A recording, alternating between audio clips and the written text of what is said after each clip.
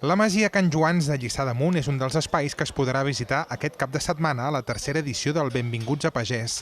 Aquest dilluns s'ha presentat la iniciativa que pretén que el món rural obri les seves portes per donar-se a conèixer. S'ha posat molt poc l'accent en tot el que pot oferir el Vallès Oriental.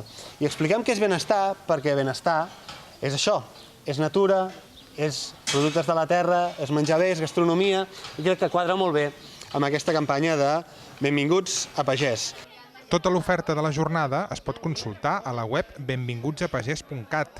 Aquest any hi haurà una trentena de propostes a fer al Benvinguts a Pagès a la comarca. Es podrà visitar l'activitat que es fa en explotacions agràries d'Aiguafreda, Bigues, Marata i Canovelles. Es podrà menjar un menú especial a restaurants de Samalús, La Roca i La Garriga o aprofitar les ofertes de diversos allotjaments a la zona.